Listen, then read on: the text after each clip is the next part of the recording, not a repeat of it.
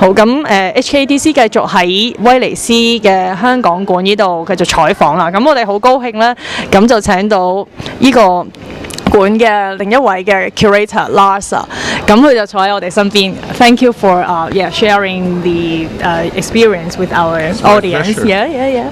So first general question.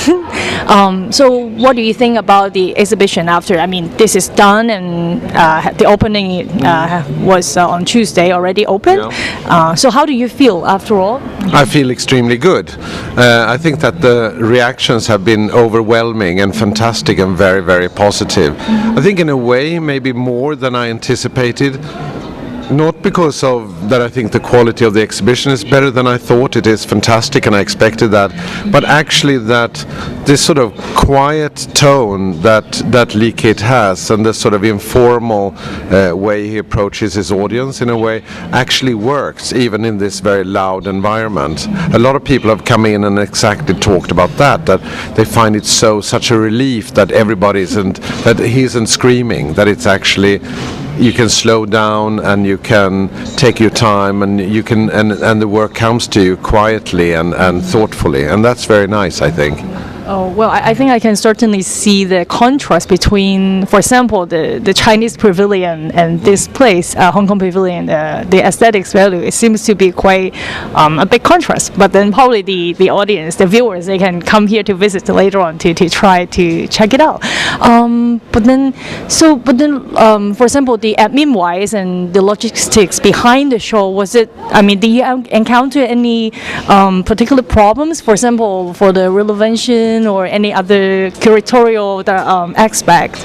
Now, I must say that it's been incredibly smooth, and that's probably thanks to a fantastic team I've been working with. Mm-hmm. I mean, Jung Ma has been a fantastic co-curator, and the whole M+ team and our technician, and so has done an amazing job, and that makes it seem easy. I think it requires a lot of planning and thoughts in advance because things happen very slowly in Venice, so you have to sort of know what you want and where you want to go early when it comes to things like renovations, buildings, architecture plans, permissions to do things and so forth. But it's been incredibly smooth, I must say.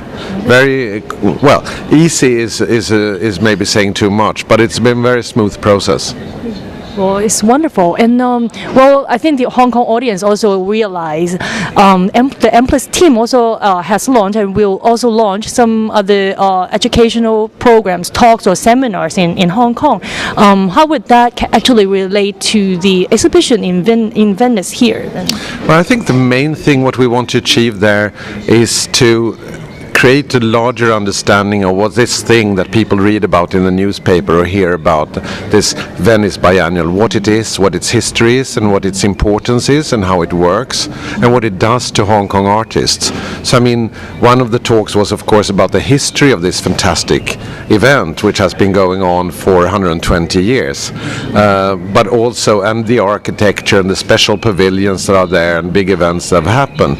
But also, I mean, in the coming session, there will be a sharing session between some of the artists and curators who have been involved before, and the last one will be where Kit and me and Jung Ma talk about this experience and sort of bring this experience, at least in some sort of format, to the Hong Kong audience. Then there will be a return exhibition, so-called, during next year, but that's another story. But a little bit to report back also, what happened, what did it look like. But I think it's about not so much building an audience in Hong Kong, because of course we can't expect that a lot of people will be going to Venice, but to create an understanding for what this is and the importance of what we do here. Cool. Well, maybe two more questions. Sure. Okay. So what do you think if M+ team would be invited to do another Venice Biennale for the Hong Kong Pavilion? What would you think about that? Well, I think that would be, it would be mixed blessing, because we're a very busy team, and in a way this was not something we did because we so wanted more work to do, but actually that we felt that, in a way, I just think that we should do this the best possible way, and I do think that we have resources and experiences that we should put to use for the best of Hong Kong artists.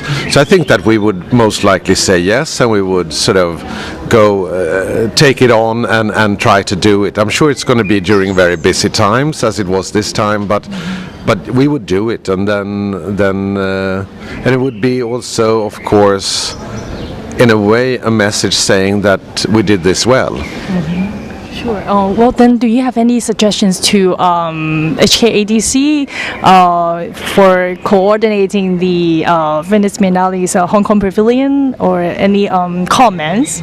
I think ADC has been very good and easy to work with, and I was going to say, almost because they've been very hands-off, they've trusted our judgment on what we've been doing, but they also offered advice from their experience from these previous years in terms of how things can operate and what might be good to think of. And of course, not the least in relationship to this particular space and its landlord and more technical things. So, I mean, they've done a good job, I think, and of course they were quite beaten up by the sort of criticism towards the decision-making process, but I think they seem to be coming out of that now.